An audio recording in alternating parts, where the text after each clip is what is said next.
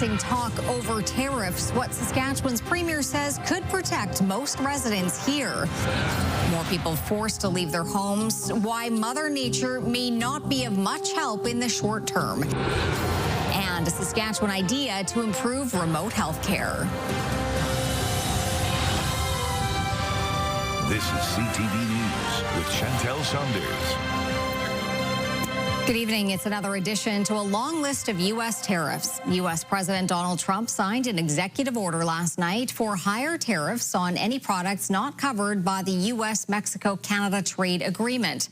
Amid the tariff turmoil, Saskatchewan's premier is calling for calm, saying any measures imposed by this country that could hurt Canada's economy should not be on the table. Wayne Mantika reports. Premier Scott Moe says 95% of Saskatchewan exports will remain tariff-free through the Canada-U.S.-Mexico trade agreement. They will escape U.S. President Donald Trump's increased 35% tariff on Canadian goods. Credit to Dominic LeBlanc for his efforts in Washington, D.C. At least for now, it appears that the USMCA exemptions will still remain in place. Potash is a major Saskatchewan export exempt from tariffs. In a written statement, Mosaic said Canadian potash is CUSMA compliant and remains tariff-free. The August 1st tariff rate increase does not impact potash. Saskatchewan steel and forestry are not as fortunate. And we need to continue to negotiate and work through those particular trade and tariff challenges in those industries. But we cannot underestimate or in any way undervalue the impact of having the USMCA agreement continuing to be in place. The Premier is encouraging the federal government to resist the temptation of imposing counter tariffs. The reason we will be urging for a reduction of counter tariffs is, one, is they hurt Saskatchewan and Canadians, our families and our businesses and our places of work, in the same way that Donald Trump's tariffs are pushing up the cost of doing business in the U.S. Saskatchewan's NDP opposition is calling for a tougher stance. But we're not going to do it with a gun to our head. We're not going to do it in a situation where over 8 months we are threatened time and time again, where we're disrespected. Let's stop acting like we're not holding any cards here. Premier Scott Moe believes Saskatchewan exports covered under the Canada-U.S.-Mexico trade agreement may have gained a competitive advantage over goods from other nations not afforded the same tariff protection. Wayne Mantika, CTV News, Regina.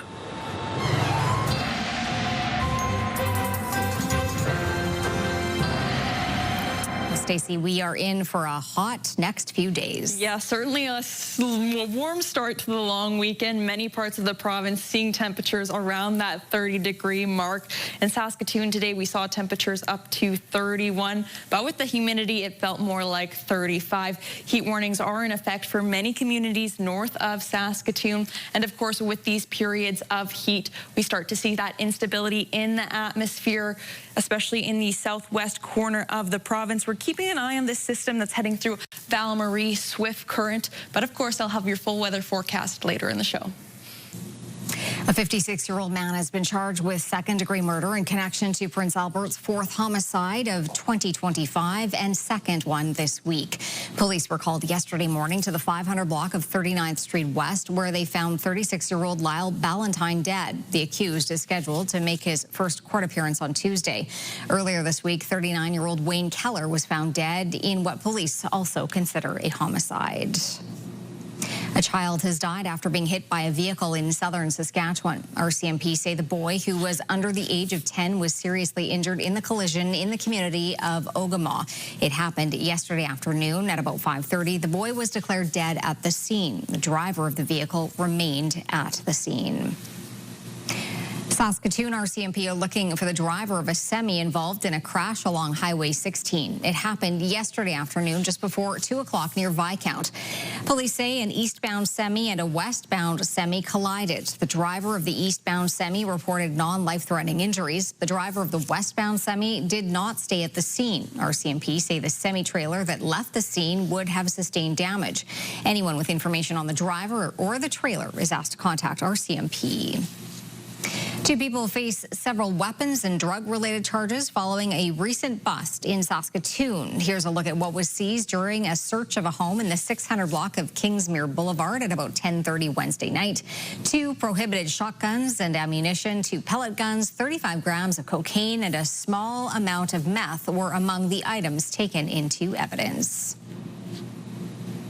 An idea born in Saskatchewan to transform access to healthcare is adding some new partners to its team. John Flatters has more on the virtual healthcare hub.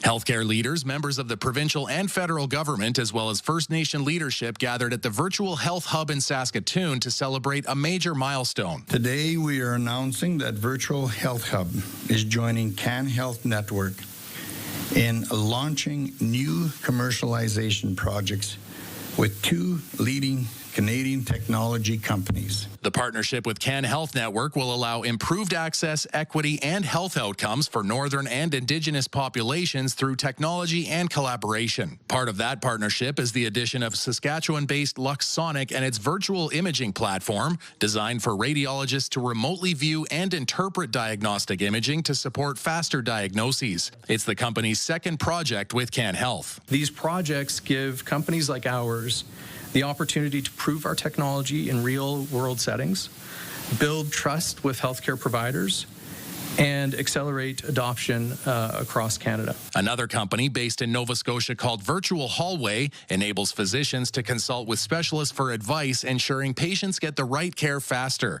The company says with so many people in Saskatchewan living in rural areas and nearly all specialists living in cities, it can be hard on families and healthcare providers. Too often those providers are left without timely input from a specialist, and patients face long delays or long travel or both. Virtual Hallway was built to change that. The director of Virtual Health Hub says improved telecommunications, AI, and robotics have led to a shift toward a virtual delivery of healthcare. Since the pandemic, both the provider and the patient, that virtual care is a way of delivering healthcare. And what I'm particularly proud is that we are the leadership in the country here in Saskatchewan. A permanent Virtual Health Hub location on Whitecap, Dakota Nation is expected to be complete in February of 2027. John Flatters, CTV News, Saskatoon. A court case between the University of Regina and its students' union has been dismissed. According to an update from the U of R, an injunction application filed by the University of Regina Students' Union was dismissed by a judge this week. The attempted legal action was over the university's decision to terminate its fee collection agreement with URSU in April. A move of the U of R's president says is backed up by a loss of confidence in the union's leadership and its financial position, among other factors. Saskatoon's downtown transit terminal has reopened in its regular location. The city says construction at its usual location on 23rd Street and 3rd Avenue is done. For the last 4 weeks, the bus mall had relocated to 23rd Street and 2nd Avenue. The construction had spanned 4 weeks. More residents in northern Saskatchewan communities remain out of their homes tonight, forced to evacuate as flames and smoke endanger their well-being. And as Jasmine Peltier reports, Mother Nature isn't prepared to provide relief anytime soon. More communities in northern Saskatchewan have been forced to evacuate due to wildfire and wildfire smoke. On Thursday, Clearwater River Dene First Nation called for an evacuation due to the nearby park wildfire. The nation shared in a Facebook post that buses carrying evacuees are headed to Bonnyville, Alberta. Environment Canada says the forecast in the area doesn't look promising. We do see a number of fires burning in northern Saskatchewan and north central Saskatchewan. Just the way our setup is, it looks like that's going to be continuing for the next little while. And of course, with hot and dry weather, the risk of more smoke from those fires. Heat and air quality advisories are in effect for northern Saskatchewan. On Wednesday, administration for the village of Pine House shared in a Facebook post that the village would evacuate everyone except essential workers. Pine House is under threat from the Muskeg Fire and the Knee Fire. As of 3 p.m. Friday, there are 71 active wildfires in the province, with 17 uncontained. The SPSA told CTV that as of Friday afternoon, there are approximately 3,500 people evacuated from Saskatchewan communities. Another update from Friday afternoon says the SPSA is currently responding to 10 active evacuations. The Red Cross announced that through the province, it will be providing additional financial aid to eligible households from evacuated communities. Jasmine Pelche, CTV News, Prince Albert. Some firefighters who have volunteered their time to help fight fires in northern Saskatchewan were recognized today. Jacob Carr now on the honor they received for their work this difficult season. Firefighters from several First Nations, including Okanese and Star Blanket, gathering in Pipikasis, the First Nation hosting an honoring ceremony for their efforts in fighting wildfires in the northern part of the province. The chief of Okanese First Nation, Richard Stonechild, says it was important for the firefighters to know that their work is appreciated. You know, they drop everything that they're doing and just, you know, come to the scene, you know, wherever they're needed, and work, you know, sometimes it's 24 hours that they're out there. Thank you, bro. One individual recognized was Jim Dieter. The Okanese headman was responsible for saving multiple lives when a house on the First Nation caught fire. I don't want to really get any recognition for what I did, but I know if anyone else was in that spot, you know, you'd all do the same thing. You know, we're all pretty much a big family. You know, we all work together, we all come together. Times of need for our communities. So he rushed in there, you know, kicked the door in. The occupants were sleeping. They had no idea that the home was on fire, and he got them out of there safely. And you know, it was literally minutes that after the house went down. So it was just unbelievable. Whether it's acts of heroism in the south or the north of the province, it did not go unheralded. Jacob Carr, CTV News, Regina. One of Saskatoon's longest-running events is in full swing. As Carla Shinkaruk found out, the X is back with all the much-loved favorites, but it's expanded in a few new ways as well. I'm looking forward to just like going on rides and just making memories. I'm just kind of looking around to see what rides there are, and it looks fun. The fun of the Saskatoon Ex is taking over Prairieland Park for the next week. There's more rides, and in a lot of cases, bigger rides. You know, the roller coaster is back. Some of the larger, taller rides that have never made it here before are showing up. So a lot more excitement, a lot more thrills than in the past. It's expanded from 6 to 8 days, and not just fireworks are hitting the skies. What we've added to it is a drone show that has a wonderful display in the sky. It lasts about 10-12 minutes, unlike anything I'd ever seen. Saskatoon's never had anything like this before, so it's a first. Then there's all the entertainment. We've got Smash Mouth, Corblund, we've got TLC on the main stage, and then we ended off with Saskatoon Rock Saskatoon with the Sheepdogs and Widemouth Mason doing a double bill for us. So with so many things to see and do here at the X, there's still one booth that is extra popular. It's the Spud Nuts, and that secret recipe kept tightly under wraps here. A group of people from the Scouts have actually patented the special spices. The Scouts then handed the rights to Prairieland in 1990. 10,000 of these are made daily, rolled by hand, and staff got an advanced tasting. Everybody's like, yay, the Spud Nuts are here! So that's our little perk of being an employee at Prairieland, is that when we got to make a batch just to do for training, then everybody gets to have a taste of it. The weather looks good, and they're expecting about 250,000 people through the gates. They have increased security with metal detectors for the second year in a row. We've got new software for them, so it can get very specific as to what it can detect on a human being. All ensuring guests like these can make their X memories positive ones. It's just like exciting to be here, you know. I'm probably gonna be staying here for like 4 or 5 hours, something like that. Carla Shinkaruk, CTV News, Saskatoon. A highly anticipated music video mentioning Saskatchewan has been released, but fans might be disappointed to find out no images of our province are featured in it.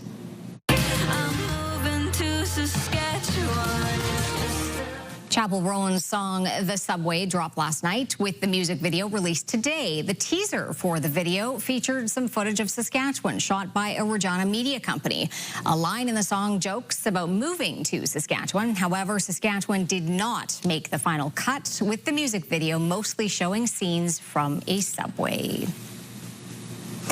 Still to come, Donald Trump follows through on his latest tariff threats, and a look at what products and sectors will be impacted.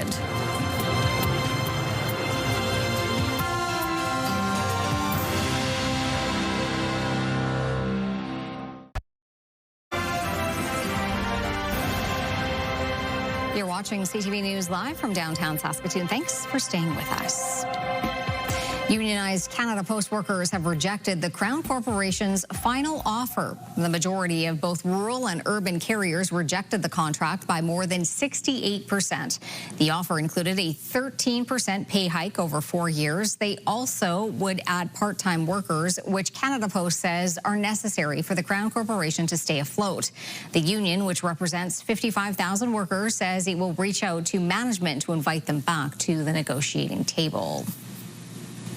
U.S. President Donald Trump is boosting tariffs from 25% to 35% on some Canadian goods, citing months-old countermeasures and claiming this country has failed to curb the flow of drugs at the border.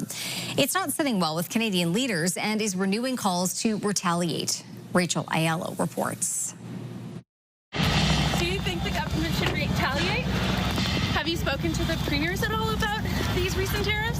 Federal ministers had little to say today when pressed on Canada's next steps. The Prime Minister's trying to get the best deal he can for Canadians. That wasn't the case when it came to provincial premiers. We need to control what we can control. First and foremost, that is controlling the opportunities that we have in advancing our Canadian economies. Or border town mayors. Well, I think everything should be on the table. Two can play the game. Retaliation wasn't mentioned in the Prime Minister's post-midnight response to the escalating trade war. In a statement, Mark Carney said the federal government is disappointed by the U.S. action and will act to protect Canadian jobs. He also took aim at Trump justifying the tariffs on the basis of the cross-border flow of fentanyl, but said this country will continue to negotiate with the U.S. while working to make Canadians their own best customers. The Canadian business community slamming Trump's justifications. We know it's false. They know it's false. This is the pretext that's being used to try to defend these tariffs in the courts. While there's relief that exemptions under the North American Free Trade Agreement remain, stakeholders want the revenue from Canada's countermeasures to start flowing to those on the front lines of the trade war. It's right now all bad, not at the end of the rope, but pretty close to it. Trade experts say while the current situation is not ideal, no deal is better than a bad deal. A good deal for Canada is not just a baseline tariff with a USMCA exemption. It really is getting to the heart of the problem for us, which is those sectoral tariffs, those industry-specific tariffs like steel, like autos. Carney's lead minister on the file is coming back from D.C. tonight without meeting with any new Americans today. But Dominic LeBlanc's office assures us he is keeping in contact with his counterpart, U.S. Commerce Secretary Howard Lutnick. Rachel Aiello, CTV News, Ottawa. From global markets to Canada's economy, the impacts of Trump's tariffs are far-reaching and also a little confusing. There are exemptions for some products, while certain sectors are getting hit harder than others. Genevieve Boschman reports. Touted as an escape hatch from some of the tariffs, CUSMA may shield some businesses, but how much? The deal signed in 2018 by Canada, Mexico, and the U.S. exempts a wide range of products from tariffs. Take grown and raised in Canada food products. They're covered by that free trade agreement. If you look at some of the products that we export, those are unprocessed products, live animals, live hogs, live cattle, wheat, canola, those sorts of things. Those are pretty clearly and obviously Canadian. And a big percentage, 86% of Canada's exports have the potential to qualify for that exemption. That's on paper, though. In practice, only nearly 40% of trade happened under CUSMA last year. Many exporters, particularly smaller businesses, have not filed the compliance paperwork. And what I've been seeing is that more and more businesses are rushing to become CUSMA compliant. Something that I have been criticizing for a long time, that in Canada we have that complacency, or shown this complacency, we have had this free trade for a long time. And for sectors not covered under CUSMA, the trickle-down costs will also add up for consumers. Take the 50% slapped on aluminum. Any canned drinks will increase per can between 3 and 5 cents, right? This is the net effect of cost on the producer of the canned drink. But by the time it's handed down to the tariff, it's 10, 15, 20 cents to the consumer. Other sectors like steel, lumber, and automobiles have also taken a big hit, and the cost of things like appliances are likely to keep going up. Geneviève Beauchemin, CTV News, Montreal. A pilot is dead and 2 people have been injured after a plane crashed near the Ottawa International Airport. Witnesses described the moment they heard the plane go down. I heard it because it was behind me when it happened, and as I turned around, I saw something come across the road and into the hydro lines, but I did not know it was a plane until I got closer. Fire crews say the plane hit live power lines yesterday as it went down and came to a rest in a tree. Firefighters used a bucket ladder and specialized tools to get 2 people out of the plane. A man and a woman were taken to hospital in stable condition. The Transportation Safety Board is investigating.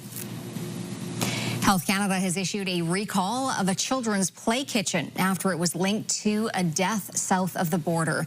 The item in question is called the KidCraft Farm-to-Table Model Play Kitchen. The company says it received a report of a toddler getting stuck on one of the metal hooks on the product and dying of strangulation. No other incidents have been reported, but several thousand units were sold in this country. Health Canada says to immediately stop using the recalled units and contact the company for replacement parts. One of 2 surviving members of the world-famous Dionne Quintuplet has died at the age of 91. The birth of the 5 girls near North Bay, Ontario in May of 1934 became a global sensation. They were the only quintuplets at the time to survive more than a few days. But the 5 sisters grew up unhappily in the public eye, saying later that their lives had been ruined by the exploitation they suffered. Cecile Dionne is survived only by her sister Annette.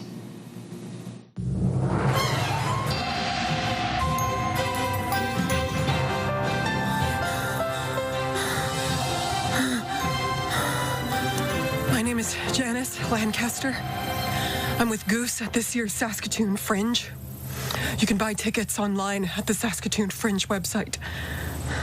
I'm hoping all the survivors will meet me this August at the Cosmo. I don't know how much time we have left, and I need someone to tell me, what's the weather going to be like? Safe to say that gave me goosebumps. Okay, again, maybe I'll leave the cheesy humor to Jeff. He'll be back on Monday. For now, Goose, your opening night tonight, 7:30, but in case you're busy tonight, you can catch it tomorrow at 9. Now, it's going to be a fairly nice evening, 24 and clear. And again, for more information, you can head to 25th Street theater.org. It's part of the Fringe Festival's many acts happening over the next few days. So if you're looking for something to do over the long weekend, check out the Fringe Festival. Right now in Saskatoon, 29, Prince Albert 28, and 30 in the Battlefords. So still quite warm for the evening. Our high today, 31 with the humidity. Again, that felt more like 35. Our low, 14. A touch warmer than seasonal. Now our record high was 37. That was set in 1930 and 1955. Our record low was 0. That was set in 1933. Now the sun went up just before 5:30 and it will go down just before 9.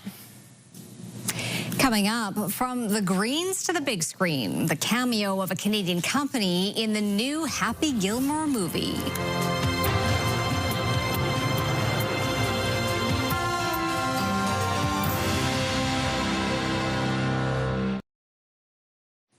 Welcome back. Well, I may be starting to sound like a broken record, but straight to the point, it's going to be a warm, long weekend across the province. Again, temperatures, especially north of Saskatoon, we're seeing lots of heat warnings in effect.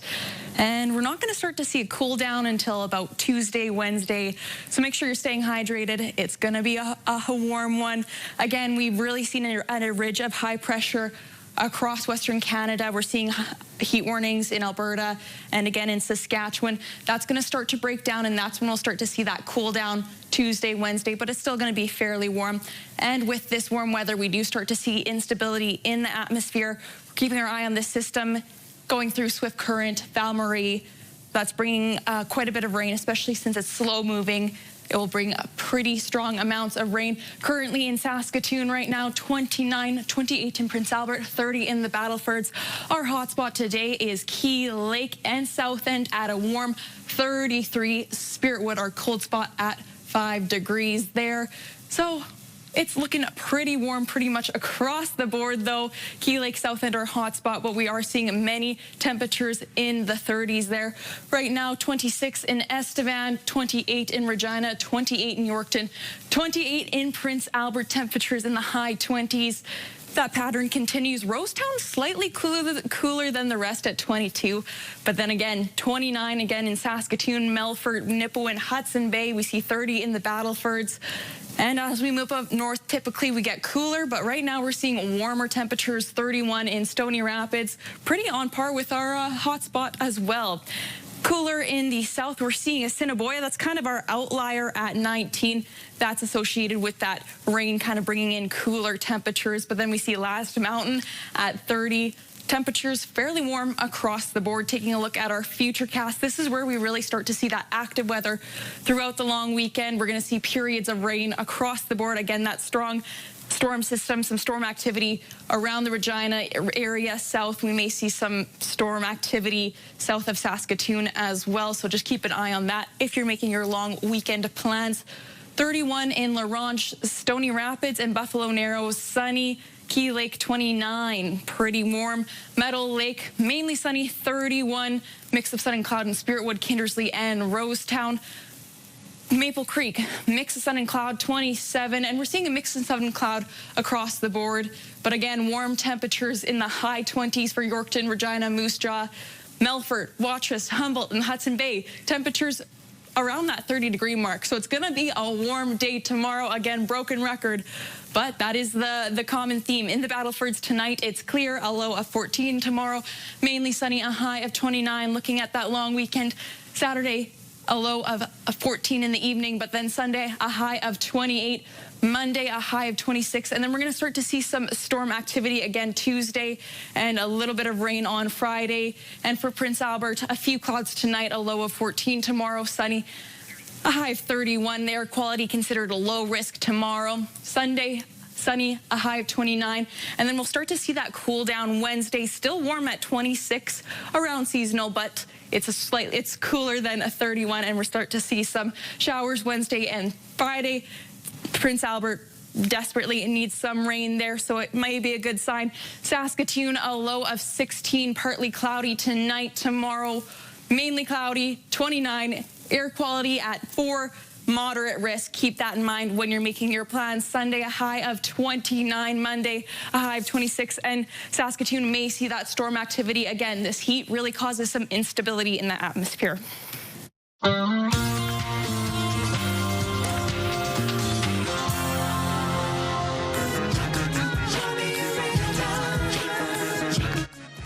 Justin Timberlake is sharing some personal health news. He says he was recently diagnosed with Lyme disease.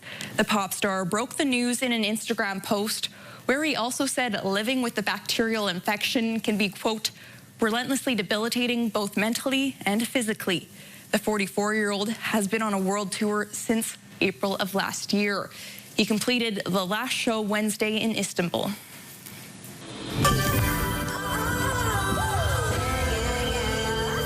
Nothing like summer in New York City. The Sex and the City franchise is coming to an end after more than 25 years. That announcement comes as the team behind the spin-off series, and just like that, confirms its current third season will be its last. Showrunner Michael Patrick King says the decision was made alongside the star and executive producer Sarah Jessica Parker. The series will conclude over the next 2 Thursdays with a 2-part finale. Famous around the world, please welcome the Fantastic Four. It's expected to be another big weekend for Fantastic Four First Steps. But a few new films will be debuting and aiming to give the movie a run for its money. But Deadline reports it's projected to still bring in $45 to $52 million US across North America, roughly 55 to 60% down from its debut weekend. Well, Stacey, there's a lot going on this weekend, and there is a festival of culture planned for the coming days. Yeah, April 4th down at Pike Lake. They're celebrating Jamaican culture. It's called Emancipendence Day, and it's their 10th year celebrating. So we have our independence and our emancipation in Jamaica August 1st and August 6th. So this is combining both events together and calling it the Emancipendence. It was coined by one of our Jamaicans. I want to give credit to Pastor Spence for coining this word for us, and we have been using it ever since. Okay, so 10th anniversary, obviously a big day. What can we expect with it? So we will have a day filled with lots of activities, game. We can't leave out the food. There's going to be tons of food. We have 13 vendors registered, so there's going to be jerk chicken, there's going to be fish, there's going to be curry goat, there's going to be our Jamaican pastries, gizzada, our patties. A lot of people go for that. And so we're going to have lots of activities. The highlight of the event, we had a fashion show last year, and so it's going to be the second hosting. And we also have the tug of war between the men and the women. Oh, yeah. So we want everybody to show up for the vibes and stay for the culture. I may be a little biased, but my money is on the women team. Yeah. Okay, let's talk a little bit about the fashion show. What can we expect with that? Well, the fashion show, we have designers from Africa, from the Caribbean, from the Americas. And last year, when I was asking people if they wanted to model, they're like, oh, I don't know. I've never modeled before. Well, honey, we had men, women, kids. People were jumping like, I want to model. And it was fierce. It was so much fun. And it was great for our vendors, our local vendors that are making jewelry, you know, and just clothing. And it was awesome. Sounds like it. Okay, where can we get more information and possibly tickets for this event? So more information can be found on our Eventbrite link. We do have a setup for that. Tickets, admission is free, so you don't have to pay to come to the event. You just have to pay to come into the park, and that's all that you need to do. So we do have information on our Eventbrite link. More information can be found also on our Facebook page. Yes. So it's Saskatoon Reggae Canadians. That's our Facebook page. Amazing. Okay, thank you so much for joining me. Everybody's welcome. All right, Stacey, time for pick of the day. What did you provide for us? We have some cute animals, Chantel. It's going to be another great, all the ingredients for a perfect pick of the day. First off, we have this one from Susan. She says this is Helen Archibald's Pooch Scruffy enjoying the garden in Hanley. Scruffy, you were adorable, and I'm envious of you. It's nice to just sit outside, take in the sun, of course, when it's not scorching out. And our next photo we have here is from our friend Steve. He says these were taken a couple years back. The parents had returned to this place for 3 years, but didn't return last year. This is in the Birch Hills area. And for some foxes, again, pretty photogenic. Also, great photography skills, Steve. You that might be National Geographic quality. Maybe I'm. You know what? I believe in you, Steve. Maybe submit that to National Geographic. Anyways, if you want to send in a photo, you can do so at cfqcnews@ctv.ca. Still to come on CTV News, the riders look for a long-anticipated win in Montreal. But up next, a Canadian company gets spotlighted in a Netflix blockbuster.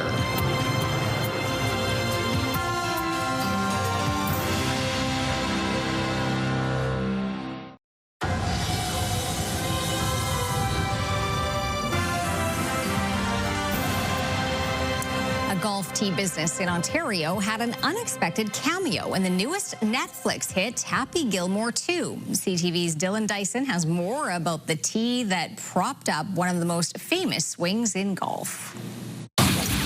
The most iconic swing in golf requires a special tee. We played the scene back and forth like 10 times. It's super quick. It's only like a tenth of a second, but you can actually see them. And so that was, I didn't expect that. It was this past weekend when Mario Kaya sat down to watch the new Happy Gilmore 2 movie when he saw the golf tee he had been crafting for more than 15 years. We started watching the movie Happy Gilmore 2, and my wife said, wouldn't it be really cool if they could use your tee in the movie? Then she got up to get a drink in the kitchen, and just when that happened, I saw a scene where they actually used my tee in a golf simulator.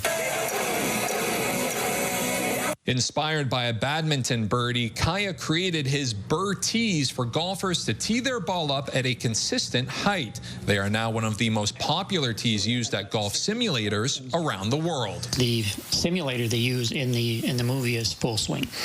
And Full Swing is one of my biggest customers. They're a big simulator company out of San Diego. So they buy like 4 boxes of 250 packs basically every time that they order. The tees are 100% local, made at LD Tool and Die in Stittsville, with labels from Smiths Falls and packaged in Kaya's Perth basement. Marion and I happened to be in our own houses watching the same movie at the same time, and I saw it and I sent him a text that, oh look, you're on the screen. Kaya also believes that his tee could help improve Happy Gilmore's game. What people find is the constant height, again, is what they like. So especially with his kind of swing, because there's a lot of moving parts when he does that. So knowing that the ball is always at the height that he likes, then hopefully it would help. From the simulator to the big screen, Kaya is now hoping his tees will make it to the course. Maybe now with the exposure, a little bit of exposure with Happy Gilmore, who knows, maybe a golfer one of these days will use them on the course and not just in the simulator to practice with. Dylan Dyson, CTV News, Perth. All right, we're going to go. But you bring those always. When we come back, what the Riders need to do to snap their losing streak in Montreal. Then, if you build it, he will scale it.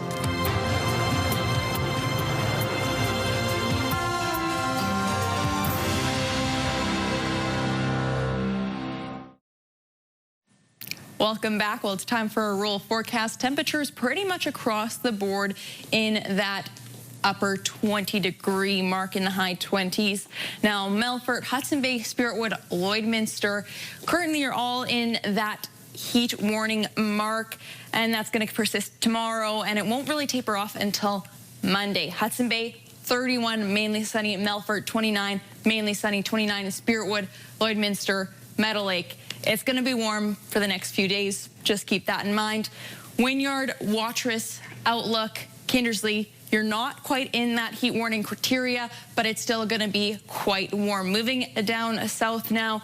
Now for areas like Pilot Butte, Assiniboia, Rockglen, Maple Creek, it's going to be hot, 27, but that's actually around the seasonal highs. So obviously you're not in that heat warning because you're a little bit more used to it.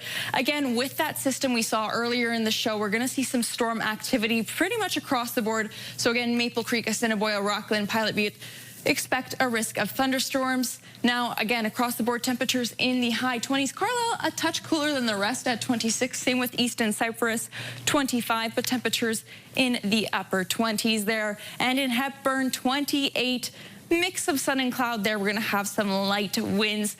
And it's going to be a fairly nice long weekend for you guys down there. So that's also where you can get internet plans from SaskTel up to 1 gigabyte.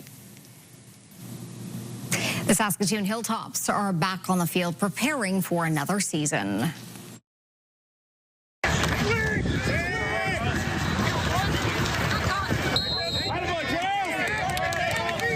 The Hilltops annual alumni game played out last night at Ron Atchison Field. The alumni took the game by a close score of 18-17, but it gave the current crop of players a chance to show what they can do as they prepare for the season. The Hilltops will be relying on a few new players to step in at key positions, including at quarterback, where either Brexton Elias, Charlie Mulder, or Hayden McMahon will have to take the reins from Trey Reeder.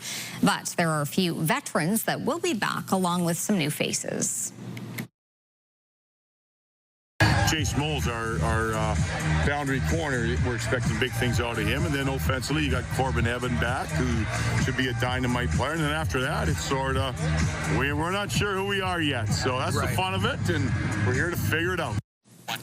The Hilltops will begin their season on the road in Winnipeg on August 10th before returning for their home opener at SMF Fields on August 17th against the Edmonton Huskies. The Saskatchewan Roughriders have struggled in Montreal over the last few seasons, and they'll be looking to snap a winless streak there tomorrow that dates back to 2021. Out of trouble, and it's a 2nd and goal. Alouettes need to find the end zone. Looking there! The last time the Riders won in Montreal with a score of 19-14, Trevor Harris was the starting quarterback for the Alouettes. Corey Mace is hoping this weekend will be his first win over Montreal as Riders head coach. They're a good team, so, I mean, no matter where you play, you know, you're always in for kind of a tough battle versus those guys. But specifically there, you know, it's always, in my recent memory, I don't remember, regardless of what team, you know, we were with, it always ends up being a tough place to play. Kickoff in Montreal is set for 5 p.m. tomorrow on TSN. Turning to local gas prices now, the average price in Saskatoon currently just under $1.32 a liter. The lowest price in town, $1.24.9. On Saskatchewan markets, Cameco dropped $3.40 and Nutrien finished the day at $80.77. Coming up, anyone looking for a garden carousel? And a famous Daredevil is at it again.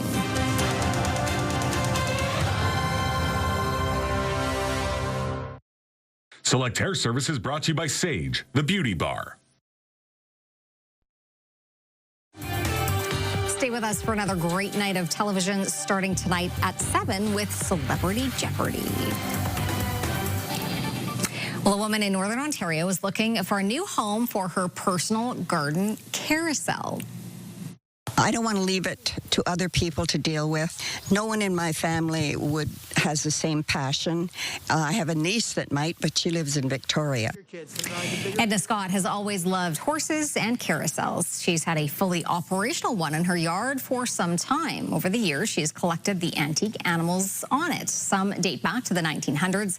Scott also painted pictures of the animals that come into her yard on it. It's been appraised at $114,000, but she is hoping to strike a deal with someone with her same passion for a little bit less.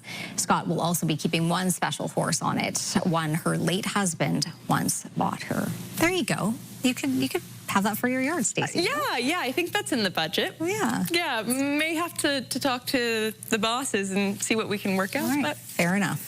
All right, before we go, we have to show you this. 6 years after scaling London's Shard building, Daredevil George King was back at it again, climbing a hotel in Copenhagen. King filmed his ascent up the Radisson Blu, then leapt from the building, parachuting to a parking lot below. King says he was arrested and charged 300 euros. That's about 480 Canadian dollars for the stunt. But I don't think he minds all the fines and fees that he has to pay. I'm not going to lie. I'm getting dizzy just watching that. I don't know how he's able to do that. Yeah.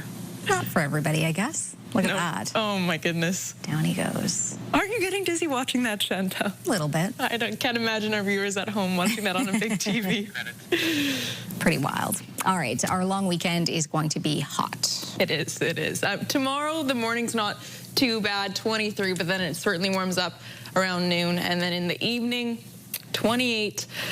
We're not quite in that heat warning criteria, but I'm not going to lie. It's going to be a hot couple of days. It really is, and there's a lot going on. The Fringe Festival, also the Saskatoon Ex is on until August 7th, and our cameras got a chance to take in some of the fun earlier today. Is that making you dizzy? Oh, man. We'll leave you with some of the images from the Saskatoon Ex. Have a safe and happy weekend, and thanks for filling in for Jeff. Oh, no problem.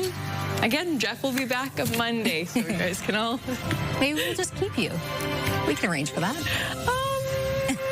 I think the show's over now. Thanks for watching.